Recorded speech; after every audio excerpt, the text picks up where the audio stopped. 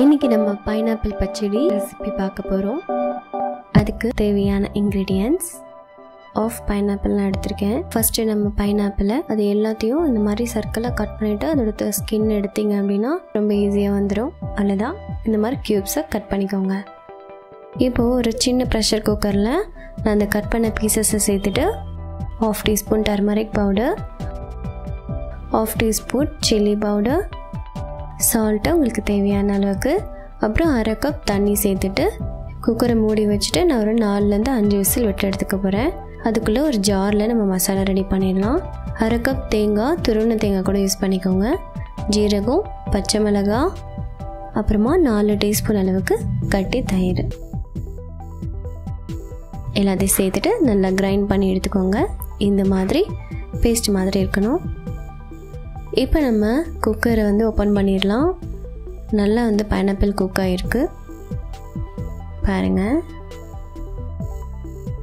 இந்த மாதிரி நல்லா குக் ஆகணும். இப்போ அந்த குக்கரை திரும்பவும் நம்ம ஸ்டவ் மேலே வச்சுட்டு நம்ம கிரைண்ட் பண்ண அந்த பேஸ்ட்டை உள்ளே சேர்த்துக்கலாம். நான் இன்றைக்கி 1/2 நேந்திரம் பழம் சேர்த்துருக்கேன். நீங்கள் நார்மல் பனானாவும் சேர்த்துக்கலாம், ஆனால் இது சேர்த்து ரொம்ப டேஸ்ட்டாக இருக்கும். 1 டீஸ்பூன் அளவுக்கு நாட்டு சர்க்கரை, அப்புறமா தேவையான அளவுக்கு சும்மா 2 பிஞ்ச் சால்ட்டு. ஆல்ரெடி நம்ம சால்ட்டு சேர்த்துட்டனால கொஞ்சமாக சேர்த்துக்கிறோம். அப்புறம் நல்லா எல்லாத்தையும் மிக்ஸ் பண்ணிவிட்டு ஒரு நிமிஷம் கொதிக்கட்டும். அதுக்கப்புறமா 2 டேபிள் ஸ்பூன் அளவுக்கு தயிரை நம்ம ஏற்கனவே மிச்சம் இருந்தது இல்லையா பவுலில், அதை நல்லா விஸ்க் பண்ணிவிட்டு நீங்கள் உள்ளே சேர்த்துக்கோங்க.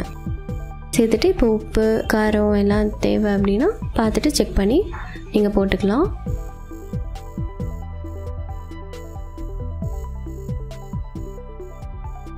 இப்போ இது ரெடி ஆகிடுச்சு. இப்போ நம்ம இதை தாளிச்சிடலாம். இது ஓரமாக எடுத்து வச்சுட்டு தாளிப்பு கடாயை வச்சுடுங்க.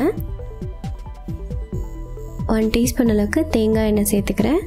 எண்ணெய் நல்லா காஞ்சதுக்கப்புறமா கடுகு, 1 கொத்து கருவேப்பிலை. கருவேப்பிலை போடும்போது எப்போவுமே ஸ்டவ் ஆஃப் பண்ணிவிடுங்க, இல்லைனா அந்த ஃபயர் அதில் வரும். அவ்வளோதான், தாளித்து இதில் நல்லா கொட்டிடுங்க. சூப்பரான டேஸ்டியான பைனாப்பிள் பச்சடி ரெடி. ஸோ இது ரொம்ப நல்லாயிருக்கும். இது எப்போ வேணாலும் நீங்கள் செஞ்சு சாப்பிட்லாம். பாருங்கள், கண்டிப்பாக இதை ட்ரை பண்ணிவிட்டு சொல்லுங்கள் ரெசிபி எப்படி இருந்துச்சுன்னு சொல்லிவிட்டு. இதே மாதிரி ஒரு சூப்பரான வீடியோட நெக்ஸ்ட் டைமில் மீட் பண்ணுறேன். டில் தென் பாய்.